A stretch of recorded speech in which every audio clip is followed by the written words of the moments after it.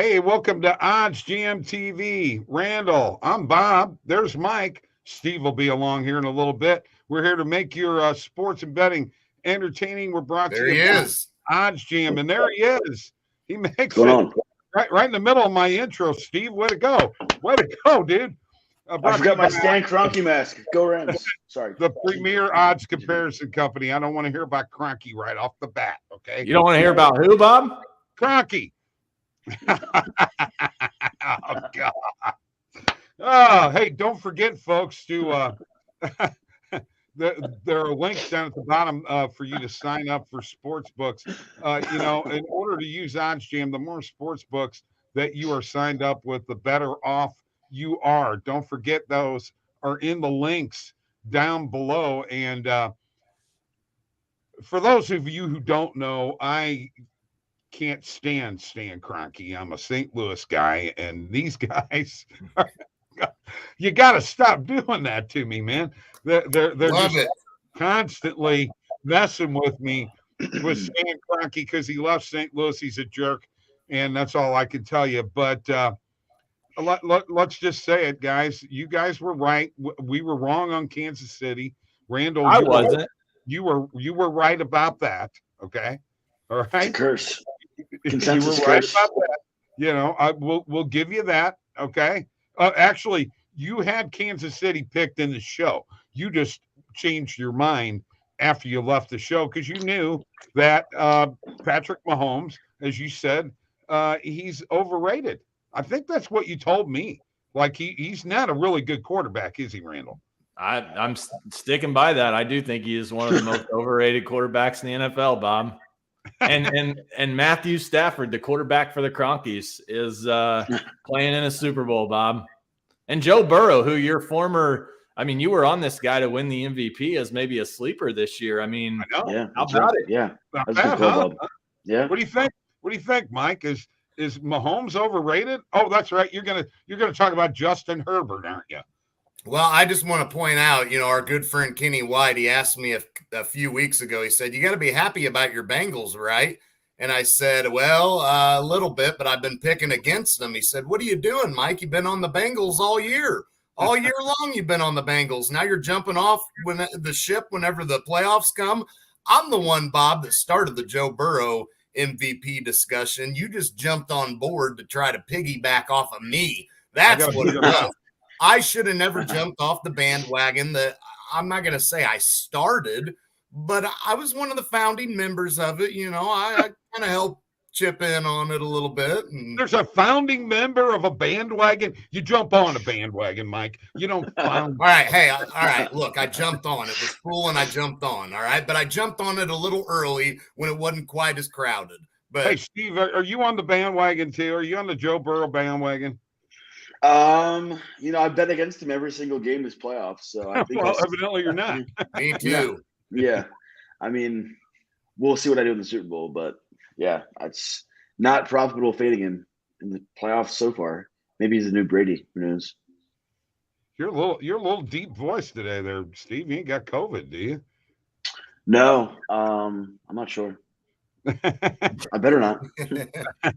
All right. Well, just to let you know, we are not making any picks today for the Super Bowl, but Randall, with his extra win last week with the Kroenkes, has tied me. We're both, though, 5-6 on throughout the playoffs. So that's not real good, Randall. Okay. It's not real great, but I did want to talk about one thing. It's just we're on the Joe Burrow subject here. I want to talk about, I went with under 24.5 completions last week, put a little bit of money on it and won. I'm thinking that I'm going to ride that again. And Randall, you and I were talking, what are we looking at odds wise on a prop like that? Yeah, so looking earlier, we had it pulled up. I've got the positive EV page. We can go through that here in a second, give some plays out for tonight since I'm not in my regular spot here. Betting plays during this normal time. But you mentioned the player completions. Yes, over under completions. over under completions looks like nothing from Pinnacle yet, but over 24.5 is the consensus number with Caesars, DraftKings, and FanDuel. Minus 125 on DraftKings, minus 108 on FanDuel. The under is minus 105 on DraftKings. The under on Caesars and FanDuel, minus 120, minus 122. So Okay.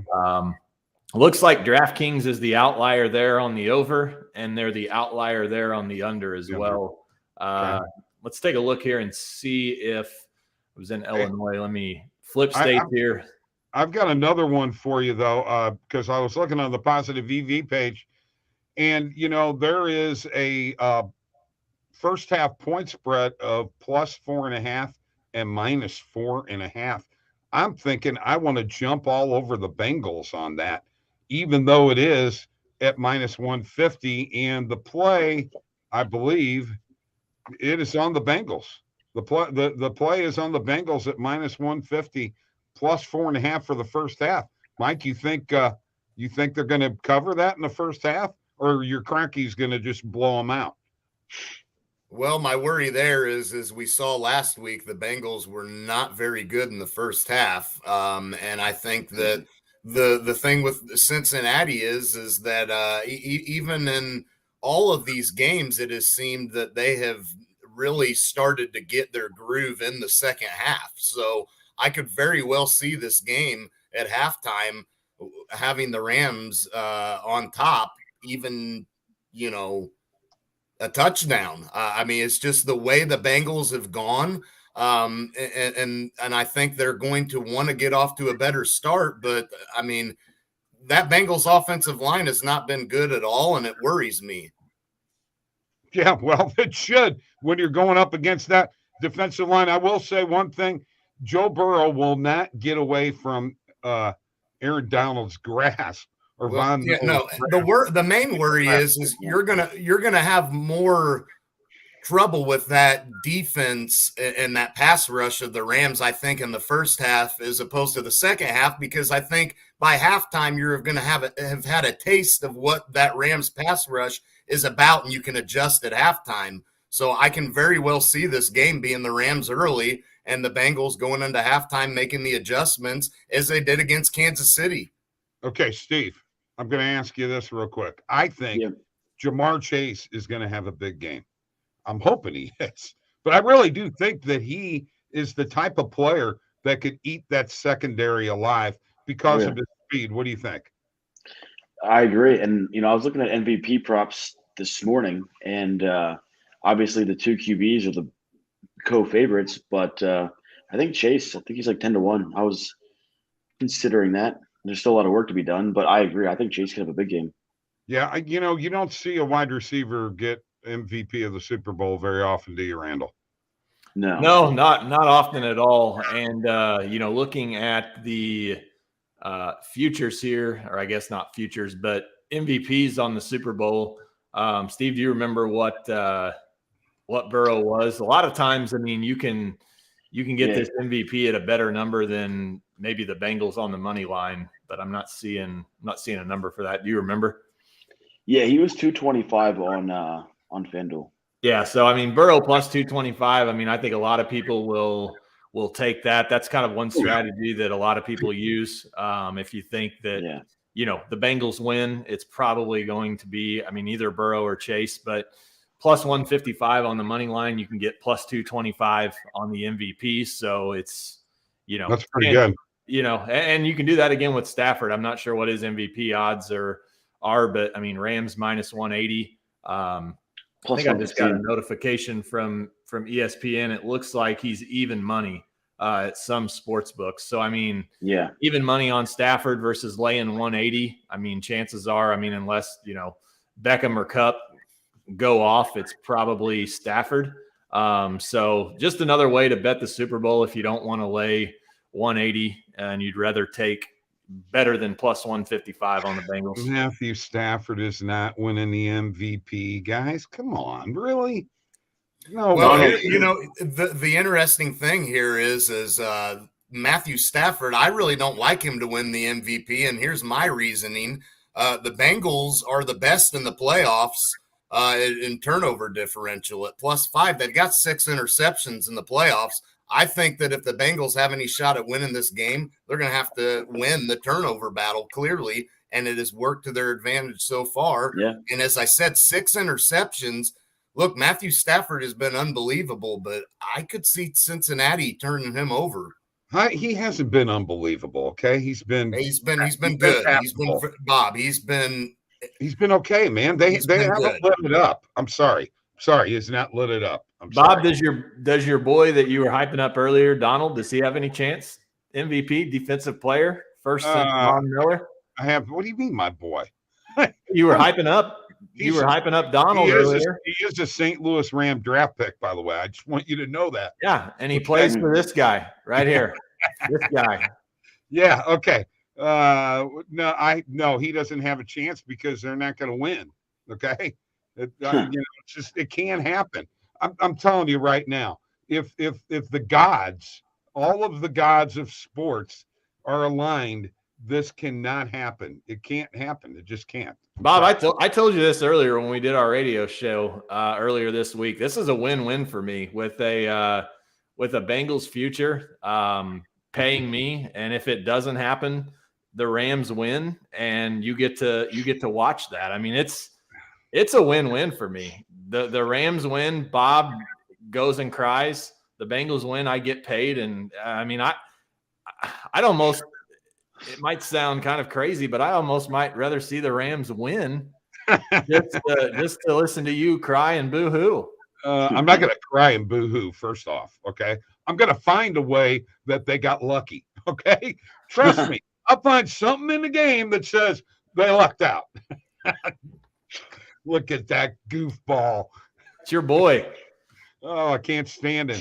By the way, you were talking about the plus money there. You know, there's a lot of plus money in this NHL All-Star Skills competition. Let's hear your picks. Give us your best one tonight, Bob. Well, you know, they're all plus money, okay? Right. But probably at plus 150, Connor McDavid winning the fastest skater competition.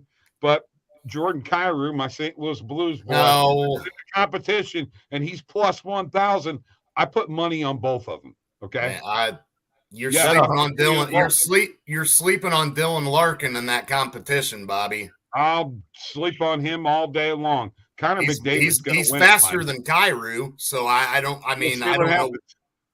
why you're laying money on Kyrou over Dylan Larkin, but because he was plus 1,000. Larkin's plus 600. Right. Looks like McDavid's down to plus 125, so you got the better number there. There.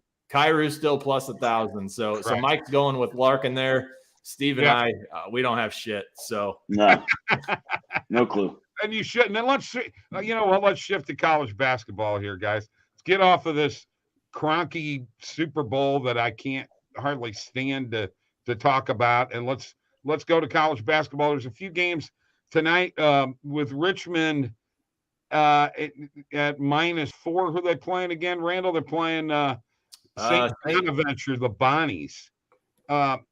And then you got San Diego State and Colorado State and Creighton and Seton Hall. Let's start with the Bonnie Richmond game. Randall, you're big on college basketball. Steve, you're big on college basketball. The line is -4 right now with Richmond. Do they cover, guys?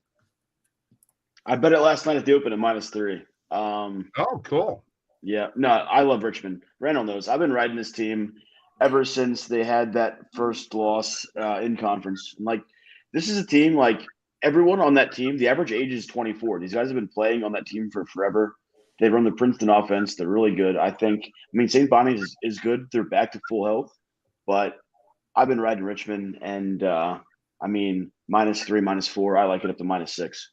Hey, don't forget, folks, Randall has a college basketball bet of the day every day. Does a live stream on the YouTube OddsJam channel. I do an NHL bet of the day. Matt does an NBA bet of the day. We're still trying to figure out where we're going to fit you in, Mike. What do you like? Do you like this Richmond game? I want to talk about Arizona, Bob. How about that win last night over UCLA? I mean, I feel like Arizona has been the biggest surprise when you look at how bad they were last year. What a turnaround, huh? They're a better team than UCLA. There's just no two ways about it. I think UCLA is a good team, and they've got the experience. You know, Arizona was nowhere near what UCLA was last year. They're too young. Yeah. Yeah, that's true. All right, let's move on to another game. Do you got anything in this Richmond game, Mike? Yeah, I like Richmond. Okay. Seton Hall and Creighton. Creighton's really gone downhill. Seton Hall -6. I really don't know what to think about this game. I keep on thinking that the Blue Jays are going to be coming back, but I'm thinking about I'm going to take Seton Hall in this game. -6. I think they cover. That's where I'd go. I mean, Creighton coming off of what were they up 22 at halftime against Xavier? Blew that lead. Creighton obviously a much different team on the road. I think that was a bad loss last Saturday. So yeah, I'd be looking at Seton Hall here -6. Mike, got any feelings on this game? Well, I mean, Creighton is really been bad here lately. You know, I mean, they have not looked like the same team they were earlier in the year. I think I agree. I like Seton Hall here. I can't figure out this Creighton team at all, honestly, especially the last 3 games. They have just been a mystery. That they're not very good. Steve, what do you feel? Got anything? I mean, I lean Seton Hall for sure. Like a lot of times in these Big East games, like the home team just blows the road team out. So this line's pretty high, but I think it's justified. Like you saw it yesterday. Like, you know, Arizona was -6. Like according to power ratings, it was probably high, but they blew them out anyway. You know, it's just usually how it works. And they just lost by 16 at UCLA 10 days ago. So, you know, that's just so common in conference. Blow out here, go to the next court, blow out the opposite way. So I like I think we're all in agreement on that. Then we got the San Diego State, Colorado State game, guys. And Randall, if you look at the BPI, you know, it's Colorado State 0.7. So it's basically a pick 'em game. And we're looking at Colorado State given 3.5. Where did Colorado State? They've come out of the woodwork like in the past 5, 6, 7 years.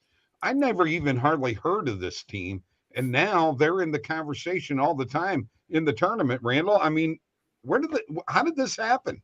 Yeah, I mean they're a solid team. I remember it was probably 3 years ago, probably when you started to see the growth. And Steve probably remembers this game. It was one of those not preseason tourney, but it was one of the early tournaments of the year. And I think they were playing New Mexico State or New Mexico. I mean, nobody had ever really heard of Colorado State. And I think Colorado State was like a 7-point favorite in that game. And I mean, they blew them out. Colorado State coming off of one really bad loss back on January 28th against UNLV at home as a 14-point favorite. They lost that game 88-74. Then they lost at Wyoming in overtime. I mean, San Diego State beat Colorado State by 30 back on January 8th. And now you see Colorado State -3.5. I mean, Steve mentioned it just a little bit ago. This is probably one of my favorite angles in college hoops. Team gets beat on the road, against their opponent. They play them at home. The next game, whether it's a month from then, I mean, preferably the closer the better, but almost a month since these two teams last met. I mean, it does appear that Colorado State's going in the wrong direction. They were 16-1 heading into their last 2 games, but I like Colorado State here -3.5. I mean, lose by 30. And I mean, this has got to be a game that they've got to win, maintain the lead there in the conference, or at least try to gain it back. I guess San Diego State's maybe in the lead there at 4-2. So the college basketball model isn't going to work right now because we're not in November, right? That is correct. That's correct. Because normally I would be taking San Diego State in this particular case, especially since it's pretty well a pick 'em game. But I'm going to tell you, I'm going to take them anyway. This is going to be an interesting matchup. Overrated. Yeah, it should be. I mean, you've got San Diego State that's got a really, really, really good defense. Colorado State has a really good offense, and ironically, Randall mentioned the blowout loss a while back. It was after that loss that Colorado State started to find their game and rattled off 5 wins in a row before now losing a couple of bad ones in a row. And now here they are again, San Diego State, a revenge factor. It was the first meeting that kind of changed the dynamic of this team. And I think it will do the same in this second matchup because, as I said, really intriguing matchup. I'm interested to see the San Diego State defense against that Colorado State offense, man. Well, I'm with you, man. I'm taking them all the way. Now, Steve, you're with Randall on this. I already know. No. So San Diego State's elite at home. I mean, I've been betting them almost every home game. But on the road, they're horrible. Like they're only 1-3. So, I mean, I agree with you. Like, I think this spread should be a pick 'em. Like, I think, power rating wise, people would have it like that. So it's definitely inflated because of, that angle that Randall talked about. Like, the books now account for that now. Like years ago, even like 5 or so years ago, they wouldn't do it. Like they wouldn't change the spread that much, but it was way too easy to win on blowout lines. Right. But no, so I'm not betting this game, but I would lean Colorado State just because San Diego State's so bad on the road. Right. You know what? Here's the thing. Randall has taught me this, okay? He's been my gambling mentor. Be careful with college basketball teams on the road. Don't You're picking parlays. Don't pick 6 road teams on the money line and expect to win. Exactly. Yeah. It's hard to win on the road, Bob. Yes, I know. And what's a shame is that the Cronkies are playing at home instead of on the road in the Super Bowl. Folks, there he is, the jerk of all jerks, right there. Bob, I would wonder if there's any prop bets on if Stan Kroenke shaves his mustache or not before the Super Bowl. What do you think? You think he'll have that thing nice and bushy? Yeah, he'll shave it. He's been trying to wear a porn stash for years, and it doesn't work. John Holmes, he is not. That's all I can say. That wraps up our show. Hey, folks, don't forget, tonight is the skills competition in the NHL. Tomorrow is the NHL All-Star Game. Don't forget the Pro Bowl. Oh, boy, the worst All-Star game in all of professional sports.